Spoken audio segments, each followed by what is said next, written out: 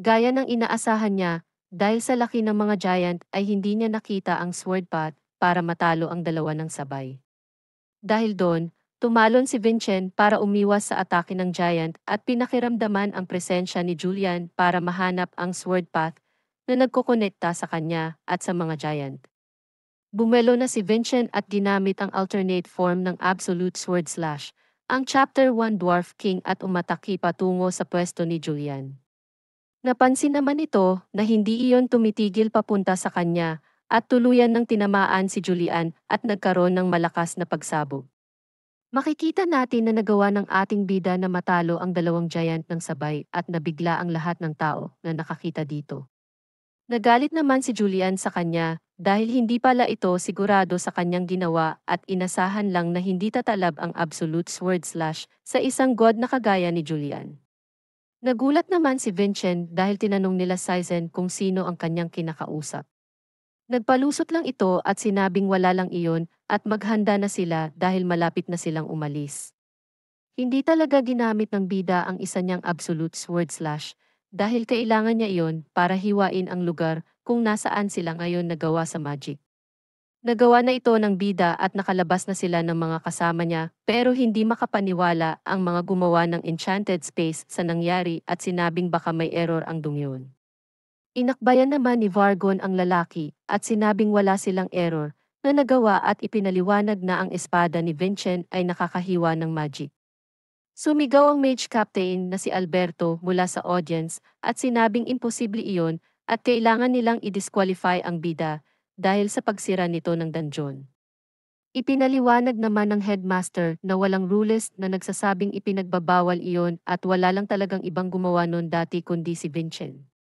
Idinagdag pa ni Herka na para sa isang mage captain na wala dapat kinakampihan, masyado ata siyang apektado at kita sa mukha ni Alberto ang kaba.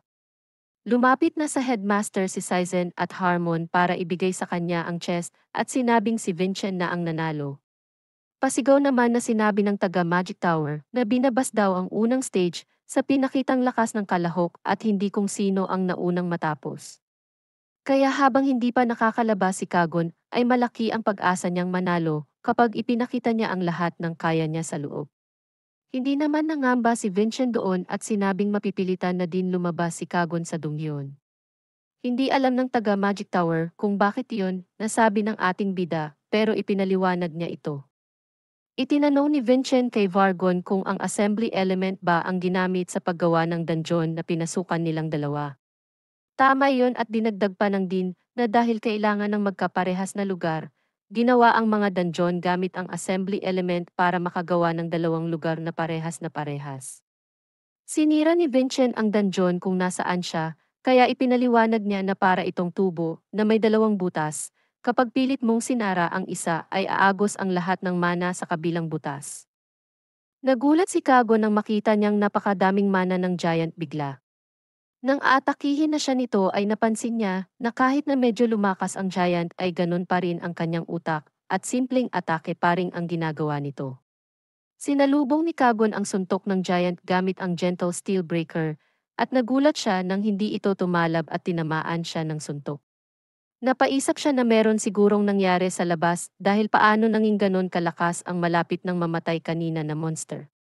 Hindi pa nakaka-recover si Kagon ay susuntukin na dapat ulit siya ng giant pero buti na lang ay gumawa ng ingay si Selbera at ang kanilang kasama para malito ang monster. Tumatakbo siya habang hinahabol ng giant nang biglang may sumulpot sa harapan niya at inatak nito si Selbera. Iyon pala ang unang giant na tinalo kanina ni Kagon at makikita nating pinapalibutan na ng mga ito ang babae. Aatakihin na sana ng dalawa si Selbera, pero dumating doon si Kagon at galit na sinabing ano ang karapatan ng mga monsters na sirain ang kanyang performance. Ginamit niya ang final chapter ng Scarlet Song na Bloody Full Moon at sabay na tinapos ang dalawang giant. Galit na inisip ni Kagon na nasira ang kanyang plano dahil hindi talaga niya pinatay ang mga monsters kanina para gumanda ang kanyang performance at masigurado ang panalo sa unang stage. Pagkalabas ng dungeon ay kitang-kita sa mukha ng Mokong ang gulat dahil nakita niya na nandoon na si Vincent sa labas at sinabi nito na late na siya. Paasar pang sinabi ng bida na kita daw sa reaksyon ng mukha ni Kagon na nagustuhan nito ang kanyang regalo. Galit na si Kagon dahil napagtanto na niya na si Vincent pala ang may gawa kuing bakit nagwala at lumakas ang mga giant sa kanyang dungyon. Tinanggap na lang ito ng Mokong at sinabing siya na ang talo at mali daw pala siya ng pagkakakilala sa ating bida. Pero ngumiti ito ng masama at sinabing mag-iiba na ang lahat simula ngayon dahil tunay na kaibaigan na talaga ang tingin niya kay Vincent. Hindi naman nagpatalo dito si Vincent at sinabing aasahan niya iyon at nakangiti din siya ng masama at tinawag na kaibigan si Kagon. Matapos ang lahat ay pinangalanan na ang nanalo sa unang stage at iyon ay si Vincent Adenka. Ang susunod daw na laban ay gaganapin makalipas ang 3 araw. Sa loob ng fortress, makikita natin na nakita na ni Kagon si Selbira dahil hinahanap niya ito. Hindi pa daw kasi siya nakakapagpasalamat sa ginawa nitong pagligtas sa kanya sa dungyon. Makikipagkamay sana si Kagon kay Selbira, pero parang may nagsasabi daw sa kanya na wag hawakan ang kamay nito. Nagsalita si Kagon at sinabing nangangalay na ito kaya wala nang nagawa si Selbira at inabot ang kanyang kamay. Matapos nun ay nagpaalam na din ang dalawa sa isa't isa at inisip ni Selbira kung napapraning lang ba siya at gusto lang talagang magpasalamat ni Kagon. Nang maghiwalay na sila ay makikita na merong ginawang masama ang Mokong at sinabing paalam na, Cadet Representative Selvera. Lumipat ang ating storya kay Seri at makikitang nagsasanay siya ng maigi sa paggamit ng magic. Biglang dumating doon si Wilson at sinabing dala na niya ang damit at pagkain ni Seri. Tinanong naman agad ng babae kung ano ang nangyari sa friendly exchange meeting at proud naman na sinabi ni Wilson na ang kanilang master ang nanalo. Natuwa si Seri sa kanyang binalita at tinanong din siya ni Wilson kung hindi daw ba siya nahihirapan mag-training mag-isa sa gubat.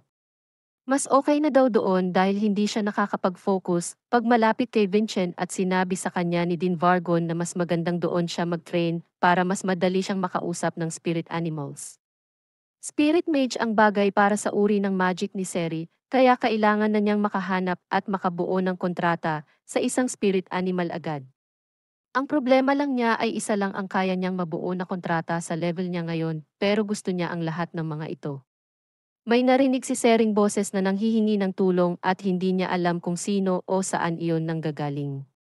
Sa fortress, makikitang nagsasaya ang mga rank 9 na cadet dahil sa pagkapanalo ni Vincent sa round 1 ng friendly exchange meeting. Nag-uusap si Vincent at Selbira at sinabi ng babae na kung magkaroon ng oportunidad ay tutulungan niya agad si ang bida. Nagpasalamat naman si ang ating bida kay Selbira at sinabing aasahan niya iyon. Nang magdikit ang kamao nilang dalawa ay laking gulat ni Vincent nang nakita niya ang Samyun's chain seal na nasa kamay ng babae. Agad nitong tinanong si Selbira kung may nangyari ba sa kanila ni Kagon o nagdikit man lang at kitang-kita ang inis sa mukha ng bida nang sinabi ni Selbira na nagkamay silang dalawa matapos magpasalamat ni Kagon. Ang Samyun Chain Seal ay isang skill na unti-unting ubisin, umuubos ng mana ng kalaban at dahan-dahan itong papatayin ng hindi nila alam. Habang pinagtitinginan sila ng iba nilang kasamahan dahil sa maling rason, inisip ni Vincent na kailangan niyang malaman kung ano ang type ng chain seal na ginamit para malaman niya kung paano ito tanggalin kaya niyaya niya si Selbira na mag-training silang dalawa araw-araw. Namula naman ng sobra ang mukha ng babae at pumayag na rin ito at sinabing magkita na lang sila bukas ng umaga. Habang naghihintay ay sinabi ni ng bida na kung nilagay ito ni Kagon ng harap-harapan ay tiwala siya na walang makakakita nito. Kahit si Julian ay hindi alam kung ano ang chain seal, kaya baka nawala din ito sa kasaysayan kasama ng absolute sword slash at ng magic body at minabuti na lang nilang wag muna itong sabihin kahit kanino. Galit na galit ang bida kay Kagon at sinabing hindi niya ito mapapatawad dahil sa ginawa niya. Dumating na rin si Selbira doon at tinanong kay Vincent kung okay lang ba ang kanyang itsura. Nanigas naman ang dalawa sa isinagot ni Vincent dahil ang sabi lang niya ay bakit ganon ang kanyang suot para sa training. Napakamot na lang si Julian at sinabi kay Vincent na hindi ba talaga niya alam na may gusto sa kanya si Selbira. Hindi naman nakapag-react dito ang bida at sinabing hindi ba masyadong bata ang 14 years old dahil 29 siya 500 years ago. Medyo nailang ang dalawa at sinabi na mag-umpisa na lang silang mag-meditate. Sinabi ni Vincent na ikut-ikutin lang niya ang kanyang mana at sabihin kung may mararamdaman siyang kakaiba. Inisip ng bida na marami na ang nawala sa mga martial artist dahil sa theory at imagery dahil kahit na napakalaki ng chain seal ay hindi ito maramdaman ni Selvira. Nakita na ni Vincent kung ano ang problema at sinabi niya kay Julian na hindi niya ito kayang ipawalang bisa. Ipinaliwanag ng bida na bago ka makagawa ng chain seal ay kailangan mo muna mag-offer ng puso ng hayop, spirit o tao.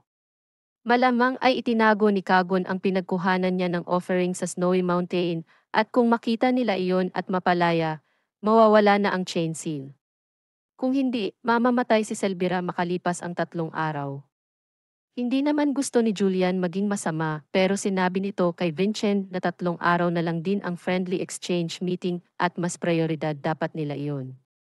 Sinabi ng bida sa kanya na kailangan alam ni Julian ang mas importante dahil ang mga tao na puro layunin ang inintindi ay mawawala ng kakampi. Tinanong naman ni Selvira sa ating bida kung itutuloy pa ba nila iyon dahil napapagod na ang babae at sinabing ipagpatuloy na lang ulit nila iyon bukas. Habang naglalakad pa uwi ay tinanong ni Julian si Vincent kung bakit marami siyang alam tungkol sa seal at kung dark mage ba siya dati. Humindi naman ito at sinabing nung nakulong siya dati ay ginamit nila ang seal na iyon sa kanya at narinig ng bida na ang puso ng isang preso doon ang ginamit na offering. Habang nag-uusap ang dalawa ay bigla na lang tumumba sa likod si Selvira at nawalan ng malay. Habang nakahiga sa klinik ay sinasabi ng priest na hindi niya alam ang nangyayari at mas ikakabuti daw ni Selvira kung ipapadala siya sa Gaia Temple sa kapital. Hindi naman alam ni Vincent kung magagamot ba nila ito sa kapital at masyadong delikado dahil baka hindi siya umabot sa tagal ng biyahe. Ipinaubaya na muna ng ating bida si Selvira kay Chevin at sinabi na ang magagawa na lang niya ngayon ay hanapin ang ginawang sacrifice na nasa Snowy Mountain. Tumalo na si Vincent sa bintana at sinigaw na hindi na ulit siya mawawalan ng kaibigan ng dahil sa maduduming paraan ng mga Simeon. Sa Snowy Mountain, makikita natin na sinusundan pa rin ni Seri ang boses na narinig niya kanina. Bigla naman dumating si Vincent kung nasaan siya at tinanong kung ano ang ginagawa niya doon. Habang naglalakad ay sinabi ni Vincent na hinahanap niya ang isang sacrifice para mapawalang bisa ang isang curse. Tinanong naman ni Seri ang kanyang master kung anong klasing sacrifice ang kanyang hinahanap at sumagot naman ito at sinabing maliit na hayop o kaya spirit. Pagkarinig nun ay sinabi ni Seri sa ating bida na pwede siyang makatulong at kinarga na niya ito papunta sa naririnig niyang boses. Pagkababa nila sa gitna ng dalawang malalaking bato, nagumpisa ng tawagin ni Seri ang spirit animal at sinabing nandoon sila para tumulong. Pinagkakatiwalaan naman ni Vincent si Seri pero wala na masyadong oras si Selvira at hindi pwedeng sumigaw na lang sila doon at magbakasakali. Bumuelo si Vincent at sinabi kay Seri na wala na siyang ibang magagawa kundi sirain ang buong lugar na iyon para mapadali ang paghahanap. Sakto naman at natagpuan na ni Seri ang spirit at nakita nila na meron din siyang chain na kagaya ng nakay Selvira. Nalungkot naman si Seri nung sinabi ng ating bida na wala na silang magagawa para iligtas ang spirit. Hindi naman pumayag dito ang babae at inumpisahan agad ang paggawa ng kontrata kasama ang spirit. Dahil doon, mas mangingibabaw ang kanilang kontrata at tuluyan nang mawawala ang chain seal. Nagpasalamat naman si Vincent kay Seri at masaya naman ang babae na nakatulong na din siya sa wakas sa kanyang master. Bigla na lang may paparating na atake papunta sa kanila pero nasalag naman ito agad ni Vincent at nailagay na rin sa ligtas na lugar si Seri. Galit namang na tinanong ng ating bida kung sino ang may gawa nun at kung bakit. Lumabas naman si Kagon at sinabing hindi siya sigurado kung alam ni Vincent pero ginambala niya ang tradisyon ng mga Semyon. At ang katumbas nun ay para na rin siyang nagumpisa ng giyera laban sa pamilya ni Kagon. Kakalimutan na lang daw niya na nangyari ang lahat ng iyon kung ibababa nila ang spirit at umalis na. Galit na sumigaw si Vincent at sinabing anong klaseng tradisyon iyon dahil sinusubukan nilang patayin si Selvira.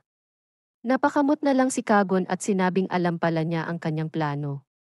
Sinabi ni Kagon na may kakaibang silang class ni Vincent at parehas silang ipinanganak para maging malakas.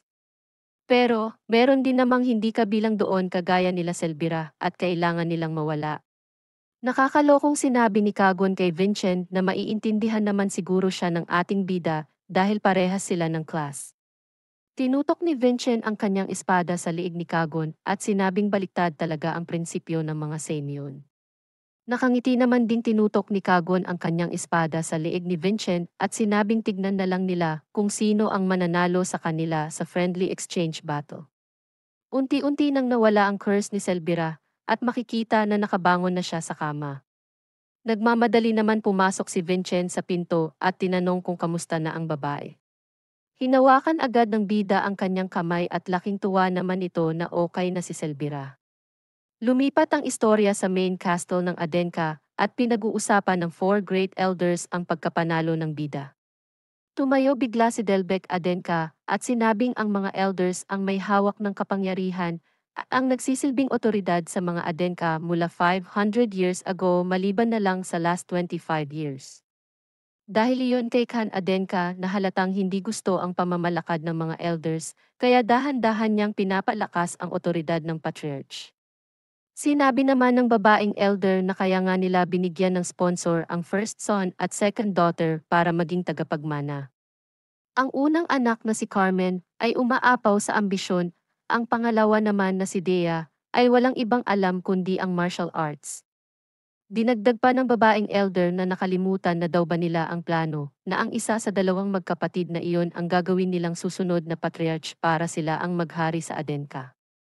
Tinanong naman sa kanila ng elder kung naisip ba nila kung ano ang mangyayari kung si Vincent ang nanalo laban sa Simeon. Ang seventh son ay anak ni Savannah Hisley at kung magkataon ay wala silang magagamit na bala laban kay Vincent dahil wala na siyang ibang kapamilya. At nung kailan lang ay inukit mismo ni Khan ang pangalan ni Vincent sa monument, ang espadang gamit nito ay ang espada ni Khan nung siya ay bata pa. Sinabi niya sa lahat ng elders na ginagamit ni Khan si Vincent para itutok sa kanila ang kanyang espada. Hindi na nila pwede pang bigyan si Vincent ng pagkakataon, kaya magpapadala sila ng sulat sa mga Samyon at sasabihin sila na ang bahala sa second stage. Makalipas ang 3 araw ay nagsasalita na ang headmaster dahil magumpisa na ang pangalawang stage ng friendly exchange meeting. Ang pangalan nito ay Subjugation Battle at ang nag-iisang batas lang dito ay talunin ang monster sa pinakamabilis na oras. Makikita na natin si Kagon na kalaban ang isang lizardman at inatake siya ng monster pero bigla na lang siyang nawala. Tumalon pala ito ng mataas at ginamit ang Scarlet Song, Flash of Moonlight at agad natalo ang lizardman ng ganon kadali. Tinigil agad ni Vargon ang oras at sinabi niya na 14.86 seconds ang final time ng Senyon. Nagulat ang lahat dahil nagawa niya ang bagong record at nalagpasan ang ginawa ni Dea dati na 20 seconds. Tinutok naman ni Kagon ang kanyang espada kay Vincent at sinabing ang sunod niyang hihiwain ay ang ating bida. Nag-alala naman si Julian kung paano niya tatalunin ang oras ni Kagon pero sinabi lang ni Vincent na huwag siyang mag-alala dahil hindi sila matatalo pagdating sa pabilisan. Tinanong ng dean at ng headmaster ang bida kung handa na ba siya, pero bago siya makasagot ay napansin niya na parang may kakaiba sa kalaban niyang lizardman. Lumipat bigla ang kwento sa mga elders at makikita na nag-uusap sila at sinabi ng isa na wala naman siyang ibang ginawa pero hindi niya lang pinakain ang monster ng buong 2 araw. Hindi ito mapapansin ng normal na mga martial artist pero ang sobrang gutom na lizardman ay sobrang mapanganib at hindi ito kayang talunin ng segundo. Napansin naman ito ni Vincent at makikitang nag-aalala si Julian at sinabi na sabihin nila ito sa headmaster. Bago pa lang nila magawa yon ay pinalabas na ang monster at dali-daling tumakbo patungo sa bida. Inisip ni Vincent na kung umiwas siya sa attack nito ay hindi niya matatalo ang oras ni Kagon kaya tumayo lang siya doon at nagpatusok sa kalaban. Ginawa iyon ng ating bida para makatipid sa oras at nung abot kamay na niya ang lizardman ay ginamit na niya agad ang microcurrent boost at makikita nating natapos na niya ito sa loob lamang ng 5.39 seconds. Sinigaw na ng headmaster na si Vincent ang nanalo at nagmamadali namang tumakbo papunta sa kanya ang mga priest para gamutin siya. Hindi maintindihan ni Kagon kung bakit ganong pamamaraan ang ginawa ng ating bida dahil masyado daw iyon barbaric. Nakangiti naman siyang tinignan ni Vincent at sinabing siya ang nanalo at makikita sa mukha ni Kagon ang labis na pagkainis. Sinabi sa lahat ng manunood na tapos na ang second stage at kailangan na nilang umalis agad dahil ililipat ang pasyente at ang huling stage ay gaganapin sa 3 araw.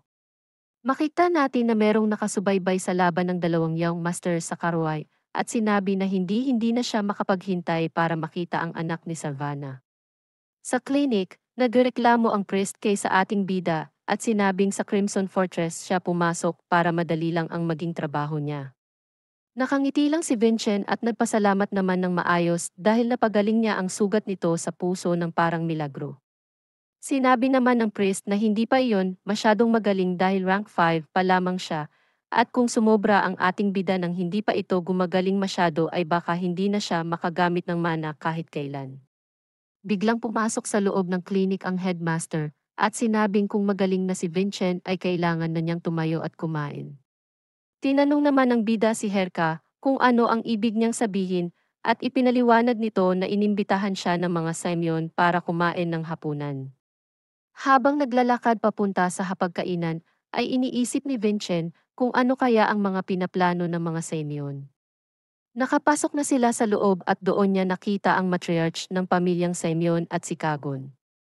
Umupo na ang apat sa lamesa at nagsimulang kumain ng biglang niloko ng nanay ni Kagon si Khan at sinabing naglilihim ito. Tinuro niya si Vincent gamit ang kutsilyo at sinabing bakit ngayon lang niya nilabas si ang bida. Napaatras bigla si Vincent at hinawakan niya ang kanyang espada dahil naramdaman nito ang mana na itinutok ng matriarch papunta sa kanya. Pinuri siya nito at sinabing maganda ang pandama ni Vincent at umupo na ulit sila. Tinanong sa kanya ng kanyang tatay kung naramdaman pa niya ang ginawa ng matriarch at sinabi niyang oo. Ginawa din ng patriarch iyon sa anak ng Simeon pero wala naman naging reaksyon ito. Napansin ni Vincent at ni Julian na kanina pa nagkukumpetensya ang dalawang magulang kung kaninong anak ang mas magaling. Pagkatapos ng kainan ay lumabas ang dalawang head at sinabi ng babae na nagmature na ang walang kwentang anak ni Khan at sumagot naman ito na wala palang espesyal kay Kagon. Natawa naman ang matriarch at sinabing na dahil siya ni Khan doon. Bigla naman naging seryoso ang usapan at sinabing ang lakas ng loob nila na guluhin ang friendly exchange meeting habang nanunood ang dalawang pinuno ng pamilya.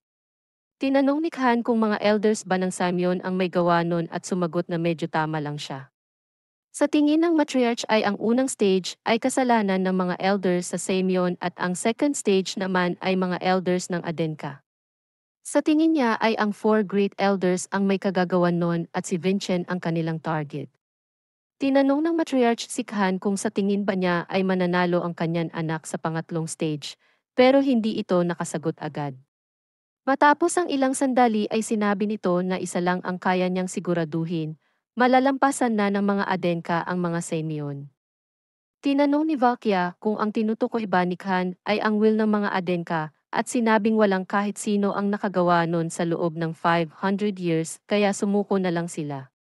Tinanong din niya kay Khan kung ano ang plano niyang gawin sa mga elders at sumagot naman ito at sinabing wala ni isang tao ang nabuhay matapos siyang gawa ng masama at walang makakapigil sa panalo ng kanyang anak sa pangatlong stage. Lumipas na agad ang 3 araw at mag-uumpisa na ang huling stage ng friendly exchange battle. Hindi makapanilawa ang mga manunood na nandoon ang dalawang martial artist na nagre-representa sa panahon nila, si Valkia Samion at si Khan Adenka. Habang magkadikit ang mga espada ni Vincent at Kagon, ay sinabi ng headmaster na mag-umpisa na ang spar ng dalawang young masters. Pinaalala ni Julian sa ating bida ang kanyang kondisyon na ang kaya lang tiisin ng kanyang puso ay isang absolute sword slash. Inumpisahan muna ni Vincent ang laban gamit ang Lightning Giant para subukan ang lakas ni Kagon. Sinalag lang niya ito gamit ang kanyang kamay na parang wala lang at sinabing kailangan daw niyang sunugin ng buhay si Vincent para masiyahan siya sa resulta ng laban.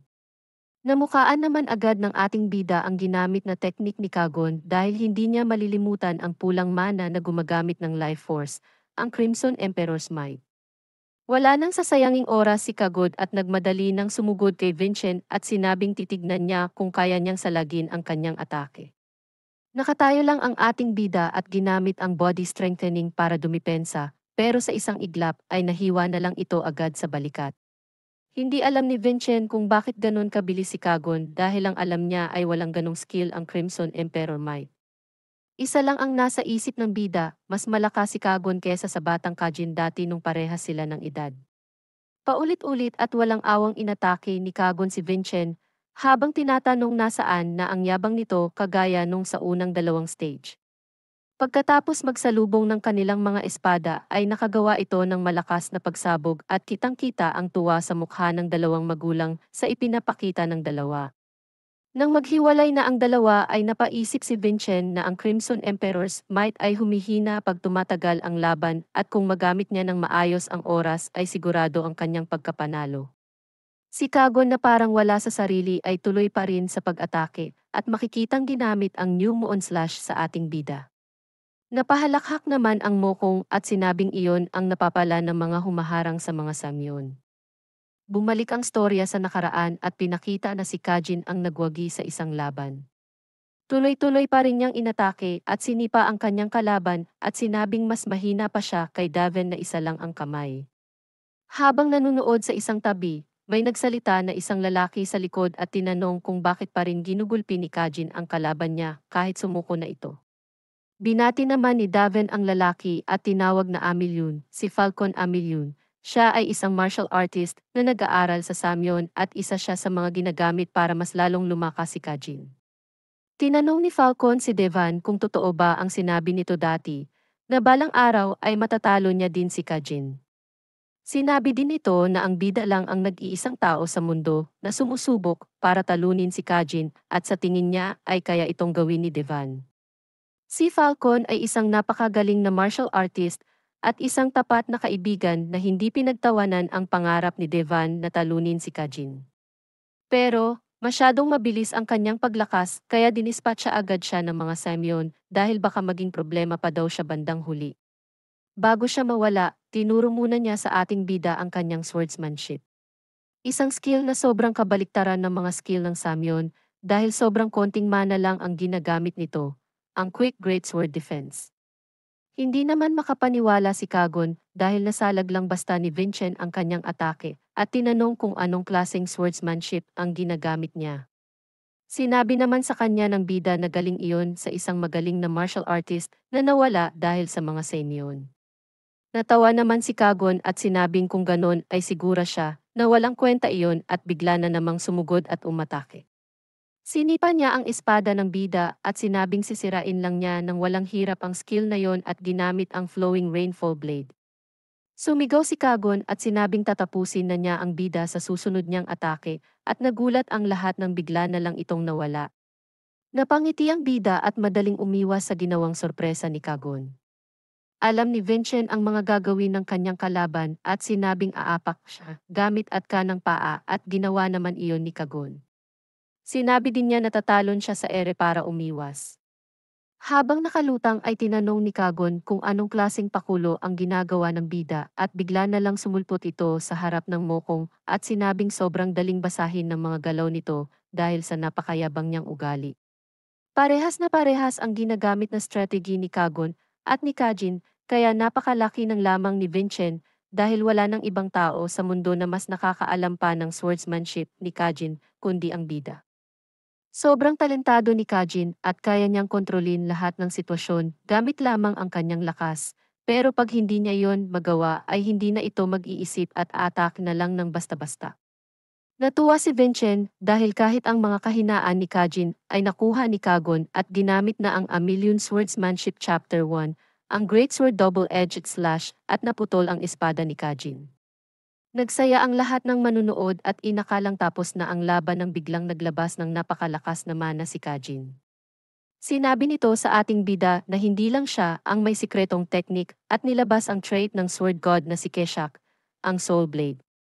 Ang blessing ng Sword God na si Keshak ay nagbibigay ng napakalakas na talento sa swordsmanship sa mga nakakakuha nito. At ang hindi alam ng marami ay pag naabot na nito ang dulo ng swordsmanship ay magkakaroon na sila ng trait at iyon ay ang nagdudugtong ng espada sa kanyang imagery. Kaya dahil doon, nasa dulo na si Kajin ng 4-star at malapit ng maging 5-star martial artist. Pinaalalahanan ni Vincent si Kagon na halos naubos na niya ang kanyang lakas sa paggamit ng Crimson Emperor's might at delikado kung sasabayan pa niya ito ng napakalakas na skill. Hindi naman ito pinansin ni Kagon at bigla na lang sumugod sa harapan ng bida, at nasalag naman ito ni Vincent ng maayos. Habang nakangiti ay sinabi ni Kagon na dahil binuwis ng bida ang kanyang buhay sa mga nakaraan na stage ay gagawin din niya iyon, kaya kahit na masira ang kanyang katawan dahil kay Keshak ay tatalunin niya si Vincent. Hindi din naman makakapayag ang ating bida na magpatalo at sinabing kahit delikado ay ibubuwis din niya ang kanyang buhay para doon. Nagpalitan ng malalakas na atake ang dalawang Young Masters at parehas walang balak na sumuko, pero bigla na lang natuwa si Kagon dahil nasira niya ang greatsword ng bida. Hindi na nakapag-isip si Vincent, kaya bigla na lang niyang sinuntok si Kagon at napatalsik naman niya ito sa malayo. Parehas nilang alam at sinabing naabot na nilang dalawa ang kanilang limit at ibibigay na nila ang kanilang lahat-lahat sa susunod na atake. Tinaas ni Kagon ang kanyang espada para gamitin ang final chapter ng Scarlet Song, at naghanda na din si Vincent para gamitin ang chapter 3 ng Absolute Sword Slash. Sabay nilabas ng dalawa ang kanilang ultimate attack, at nagsanhi ito ng napakalakas na pagsabog. Hindi inaasahan ni Kagon dahil bigla na lang lumabas ang ating bida sa usok, at ginamit niya lang pala ang Absolute Sword Slash para gawing smokescreen. Bago atakihin ni Vincent si Kagon, ay isinigaw muna nito na ang mga Samyun naman ang magiging challengers ng mga Adenka, at tuluyan na ngang pinutol ang kamay ng Young Master. Nagsaya ang lahat ng nanunood dahil matapos ang napakaraming taon, ay nanalo na ulit ang mga Adenka laban sa mga Samyun, kaya lahat sila ay proud kay Vincent. Habang sinisigaw ng mga manunood ang pangalan ng ating bida, ay naalala niya ang kanyang dating buhay at sabay sumigaw ng malakas at sinabing nagawa na niya ulit ang talunin ang Samyun. Bigla namang pinakita si Raelsa at sinabing nagbago na talaga ang kanilang alaga, at nandoon din si Merlin at sinabing natalo siya sa kanilang pustahan, kaya siya na ang magiging teacher ni Vincent simula ngayon. Habang papaalis ng fortress ay makikitang pinag-uusapan ng dalawa kung gaano kaganda ang naging laban ng dalawang Young Masters. Tinanong ng bata sa alalay niyang si Serkon kung sa tingin ba nito ay kaya niyang talunin ang dalawa, at sumagot naman siya sa Young Master na si Raven at sinabing malakas ang kanyang alaga. Siya ay isang direct descendant ng mga Varticans, at ang spearmanship ng kanilang pamilya ay pwedeng makipagsabayan sa mga Adenka at Seimyon. Gustong-gusto ng makipag-spar ni Raven sa ating bida at bigla siyang nakaisip ng ideya. Pinatawag niya kay Serkon ang kanyang tatay at sinabing gusto niyang mag-enroll sa Crimson Fortress.